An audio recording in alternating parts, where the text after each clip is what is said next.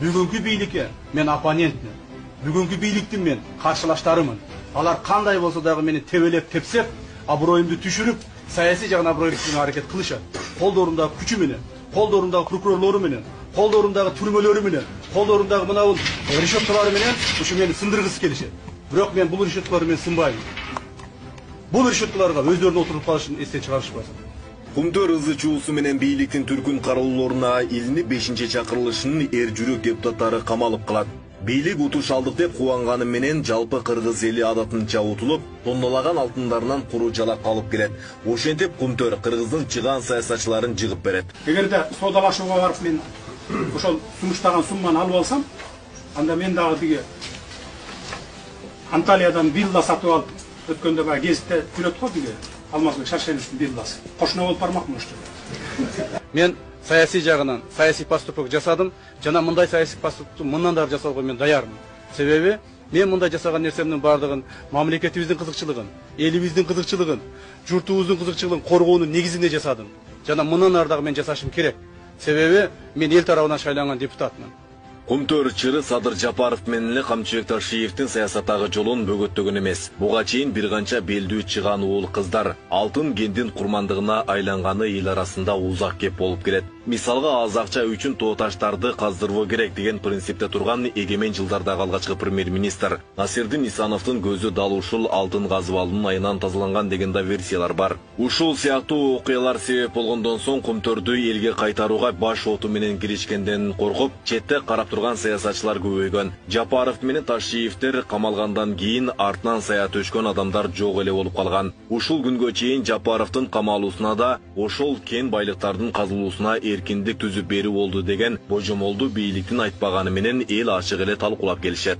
Мисалы тиякта фильтрде турат, болбош керек, а бул жерде жатат мына. Тиги жерде машиналардын фильтрлери турат, КамАЗдардынбы, БелАЗдардынбы фильтрлери. Ошол мен айтып человеческий фактор. Тияктан раздельно болуп атпайбы? Тиги особенно түнчүндө. Түнчүдө эч ким контроль жасабайт.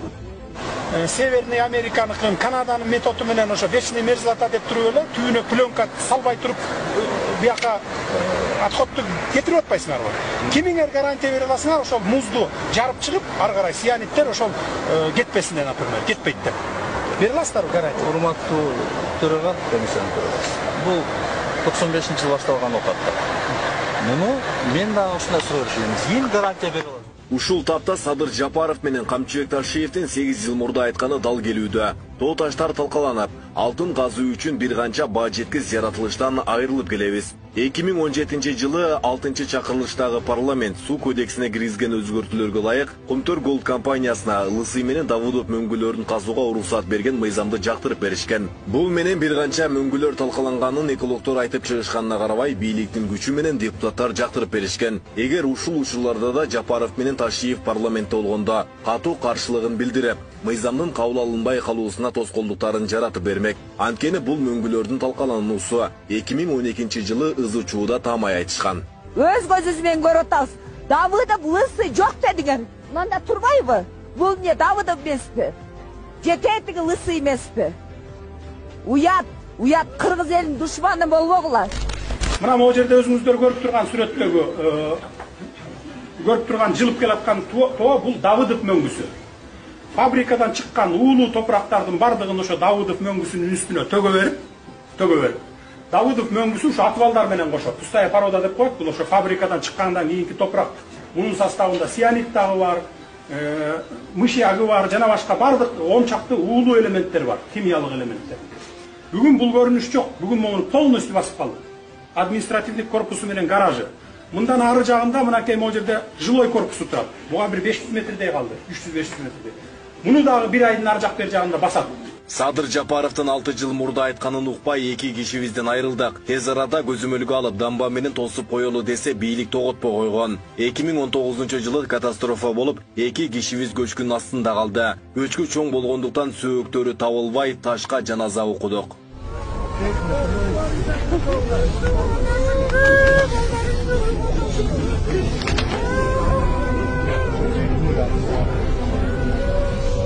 Videoga takma, elim var, gördüm. Gördüm.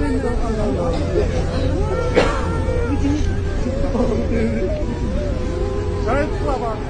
Садыр Жапаров эмки кезекте Орта Азияга коркунуч жаралып турат. Алдын алалы деген эле катастрофа болуп кетип, Өзбек менен Казакка күнүбүз түшүп калбагай эле. Андан ары дагы бир 500 метр жерде хвостохранилище турат. Хвостохранилищенин тереңдиги 35 метр. Көлөмү 360 гектар жерди ээлейт. 100 миллион тонна цианид жатат бул жерде. Барсконго 2 тонна цианид куюлганда эл кырылып калабыздаган өлгөн кишилер да болгон, аны да жашырышкан. Хвостохранилищенин тегереги бетон менен бетондолгон эмес. Алдына мусорду тоо кылып таштап туруп, үстүнө топурак төгүп, трамбовать этип таптап койгон. Могу озеро Петрово деп турат, чоң сүрөттө көрүп турасыздар. Биягы хвостохранилище. Момундан тик алганда 87 метр бийиктикте турат бул көл. Хвостохранилищеде.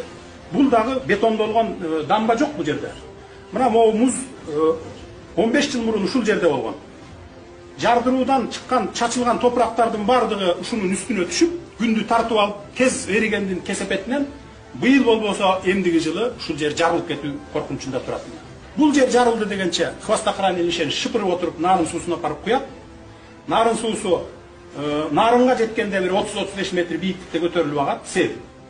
Цунами же болбосо жанакы немедей болот. Андан ары Токтогул кесип менен Крупсай кесип бунун ударына выдержка бербейт. Фергана өрөөнүнүн жарымын алып барып туруп Сырдарыяга кошуп туруп, андан ары Арал деңизине барып токтойт. Мына бүгүн ушул коркунучта турабыз. Биздин чырылдаганыбыз, биздин могу үчөөбүз отурганыбыз, шуну тез аранын ичинде алып, могу жерге бетондон турган дамба куралы деп атабыз. Себеби бул эрүү процессин токтото албайбыз. Эмне үчүн дегенде бул жерге химикат, топурактардын баары үстүнө түшүп калган. Бир эле кумтөр эмес, алтын чыккан бардык кендер иш алып барып жаткан жерлерде мындай оор проблемалар токтобой келет. Мөңгүдөй аккан таза сууларыбыз жыл сайын булганып, аны ичкен бактарактар экология болуп көрбөгөндөй ууланып жаткандыктары да белгилүү. Ушунча жылдан бери тоо ташты толук казып киришкен компаниялар менен Кыргызстандын чиновниктери гана байыганы байкалууда. Тонналаган алтын казылганы менен Кыргызстандагы деле итке минген абалдан чыга элек. Эгер Садыр Жапаров менен Камчыбек Ташиевдин айтканына көңүл бурбасак, мындай экологиялык кыргындагы бир топ жылга узарып, өлкө тоолору жоголуп, алардын орду таштанды үйүлгөн аймактарга гана айланып калуусу мүмкүн. Ал эмес таза мөңгү сууларда жоголуп кетүү коркунучу элди тынчсыздандырат. Шашудан түшкөн суу, бул жана жардырып аткан жактан түшкөн суу да.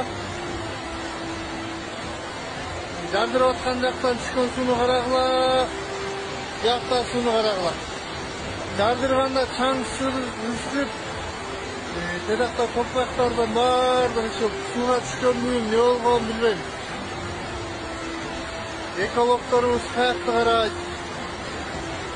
Бир карапайым эл бир чырпыкты сындырса агач турап салат. Агода бирдей эле. Кака жамыр жайын десең, жамырат бияка жаап аткандай да.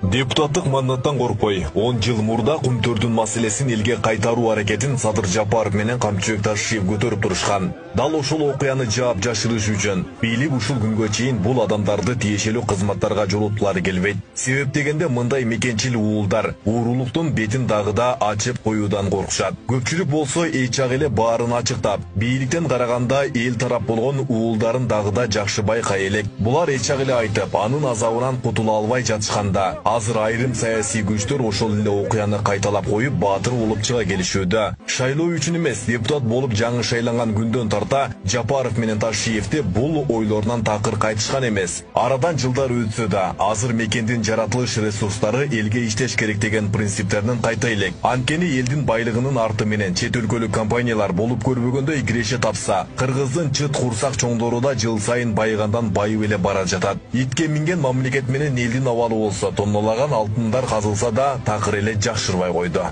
Эмне үчүн Кыргыз тентип Россияда, Казакстанда, Америкага чейин кетти, дүйнөнүн булуң бурчуна чейин. А биз өзүбүз тебелеп жүргөн байлыкты башкаларга ташып ийип, миллиарддаган доллардын алтыны бар. Ошол эле жер үй, ошол эле Иштанберди, жана башка. Мына Садыр Жапаровду мына ойлонуп отурсак, бул жигитибиз жөндөн отурбайбы? Бир шылтоолорду коюшуп мойнуна. Мына Эмил Каптагайевди тигин кыла коем, буга кыла коем, барымта кала койгон деген жалган жаш ой пикирлерди айтуу менен гана муну киргизип отурушат да. А бул жигит кумтөргө күйгөн жигит. Мына 70% биздин мамлекетке калсын. 30% жетет. Ошол 70% менен Biz Kırgızстанды роза гүлүнө боеп койсок болот деген да. Ошондо ой пикирди гана көтөргөн. Мунун башка айыбы жок. А мына камчыбек Ташиевчи. Бул дагы жан күйгүзгөн ошол. Бул келечектеги муунdoңдойлук. Кыргызстандын экономикасын көтөрөлүк деген жигиттерибиз жүрбөйбү? Бул Кыргызстан экономикасын көтөрө турган жигиттер ушул. Келечектеги муундага жол ача турган биздин жигиттерибиз ушулар деп турат да. Ушу жаман кыйналды. Атасы өлдү, апасы өлдү, по-моему, көп үкөлөр өлдү, көп кыйынчылык тартып. Эми ошону ушунчалык зардатып, бур асманда Кудай да бар да. Асманда Кудай бар, баары жерде асманда карап турат.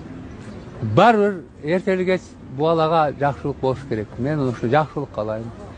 Чыгып эсен-аман чыгып, иштеп жакшы элдин алдында таза жигит бойдон, таза ойдон жүргөнү жакшы. Мен ошону каалайм. Мен Кумтол элге өтсүн дегенде каршы добуш бергендер: Исаев Канатбек Керейканович, Абдикеримов Шаршембек Шайлобекович, Дыйканбаев Курманбек Сапарбаевич, Бокоев Кенжебек Сатымкулович, Зулкаров Төрөбай Закирович, Сабиров Максат Эсенович, Султанбекова Чолпон Алыевна, Иманалиев Канбек Капашевич, Узакбаев Талант Макишевич, Ниязалиева Дамира Абазганова, Турсунбеков Чынылай Акунович, Салымбеков Мамытбай Маткабылович, Султанов Акылбек Шакирович, Тербишалиев Данияр Өмүрзакович, Туманов Токтогул Туманович, Исаков Эсенгул Байдалиевич, Нышанов Сайдулла Канболотович,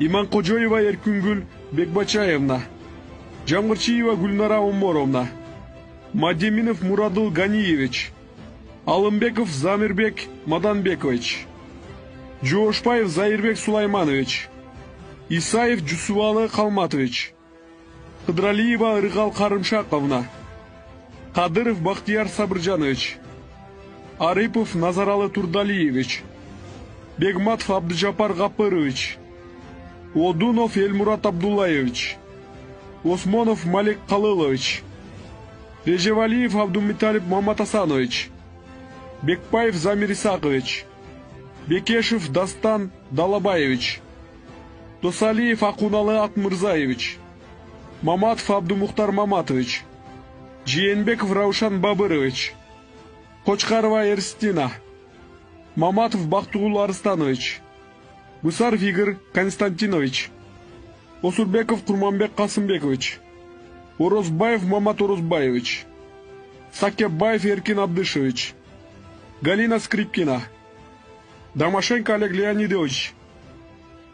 Кнопкасын баспай койгондор: Отушев Абдыманап, Текебаев Өмүрбек Черкешевич, Батырбеков Алмаз Батырбекович, Пирматов Исхак Айтбаевич, Сулайманов Алтынбек Турдубаевич, Төрөбаев Бакыт Эргешевич, Артыков Анвар Артыкович, Жетигенов Бакыт Жеңишбекович, Халматов Анарбек Баратович, Кулов Фелгис Шаршембаевич, Маматалиев Абдрахман Мадакимович, Мамытов Токон Болотбекович, Иманалиева Эльмира Сансызбаевна, Абдрахманов Өмүрбек, Алымбеков Эркинбек Жумабаевич, Ташполот Балтабаев, Наталья Никитенко, Гулясал Садырбаева, Жомарт Сапарбаев, Ася Сасыкбаева, Болот Черняз, Алымбеков Нурбек Карович, Акназарова Роза Корчубековна.